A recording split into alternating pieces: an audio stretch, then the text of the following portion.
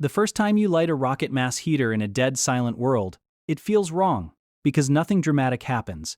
No roaring flames, no smoke pouring out, no cinematic chaos. Just a quiet, almost suspicious hum, and that's exactly why it might be the most dangerous and most brilliant heating system you'll ever rely on when everything else collapses. Here's the thing nobody tells you. In a grid-down scenario, fire isn't just warmth, it's a signal. Smoke is a beacon. One careless plume rising above your shelter can travel kilometers, especially in cold air where it lingers low and visible. Traditional fires betray you, but a properly built rocket mass heater burns so efficiently that the smoke is almost non-existent. What you're seeing is complete combustion, where wood gases don't escape unburned but ignite inside the system itself. That's not just efficiency, that's stealth. The design forces hot gases through an insulated burn tunnel, increasing temperature to the point where even volatile compounds combust. You're not just burning wood, you're burning the smoke itself. And in a world where attention can get you killed, invisibility becomes survival. But then comes the first real problem: fuel. Because now you're not thinking about comfort, you're thinking about how long you can stay alive without exhausting your resources. A normal fire devours logs like a starving animal. A rocket mass heater sips them. Small sticks, twigs, scrap wood, things you'd normally ignore, become your primary fuel source.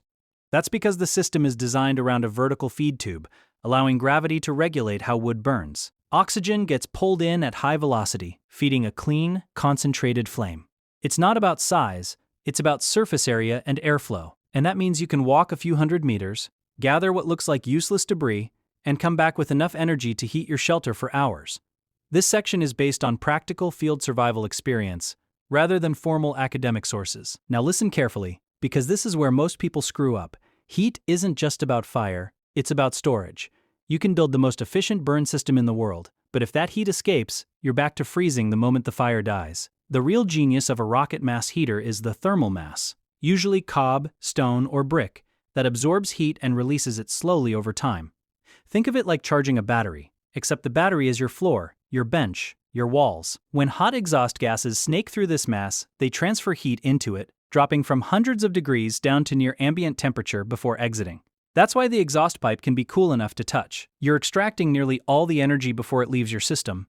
And when night comes, when the fire is out and the world is silent, that stored heat radiates back, keeping you alive while everything outside tries to kill you. But survival isn't just physics, it's biology. Your body loses heat in 3 ways: conduction, convection, and radiation. And if you don't understand this, your heater won't save you. Sitting on a cold surface pulls heat directly out of your body. That's conduction. Air currents strip warmth away. That's convection. And your body constantly radiates heat into the environment. A rocket mass heater directly attacks all 3. The warm mass reduces conductive loss, the stable heat minimizes air movement, and the radiant warmth surrounds you evenly. This isn't just comfort, it's metabolic efficiency. Your body burns fewer calories to maintain core temperature, which means less food consumption. In a long-term survival scenario, that's not a small advantage. That's the difference between endurance and starvation. Now imagine it's been weeks, supplies are thin, weather is worse, and suddenly your system starts failing, not dramatically, but subtly. Less draw, weaker flames, maybe a bit of smoke creeping back.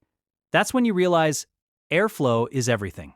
Rocket mass heaters rely on draft, the natural movement of hot air rising, to function. If your chimney is blocked, too short, or poorly insulated, the system chokes. Cold air sinks, hot air stagnates, and combustion collapses. You fix this by understanding pressure differentials. Hot air rises because it's less dense, creating a vacuum that pulls fresh oxygen into the burn chamber. Maintain that flow, and your heater thrives. Lose it, and you're sitting in a smoke-filled trap. This section is based on practical field survival experience, rather than formal academic sources. And then there's the psychological side, something no manual really prepares you for. In a silent, powerless world, fire becomes more than heat. It's stability. It's control. The slow, steady warmth of a rocket mass heater does something strange to your mind. It anchors you. Unlike a flickering open fire that demands constant attention, this system runs with a kind of quiet discipline. You feed it occasionally, adjust airflow, and it rewards you with hours of consistent heat. That consistency matters, because when everything else is unpredictable, weather, safety, food, having one system you can rely on changes how you think, how you plan, how you survive. But here's the final truth, and it's not comforting. A rocket mass heater is only as good as the person who built it. Poor design, wrong proportions, bad materials, and the entire system becomes inefficient or even dangerous. Carbon monoxide, incomplete burns, structural failure, these aren't theoretical risks, they're real consequences of getting it wrong. The proportions of the burn tunnel, the insulation of the riser, the diameter of the exhaust path, these aren't optional details. They're the difference between a system that quietly keeps you alive and one that silently kills you. So when you think about survival, don't think of fire as something simple. Think of it as something engineered, controlled, refined. Because in a world where energy is scarce, visibility is deadly, and efficiency is survival, the people who understand fire at this level aren't just staying warm, they're staying alive. You think you understand your rocket mass heater after a few burns, and that's exactly when it starts teaching you lessons the hard way.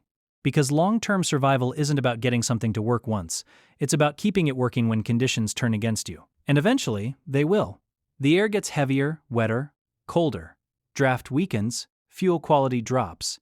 Your perfect system starts behaving like it's alive, and not in a good way.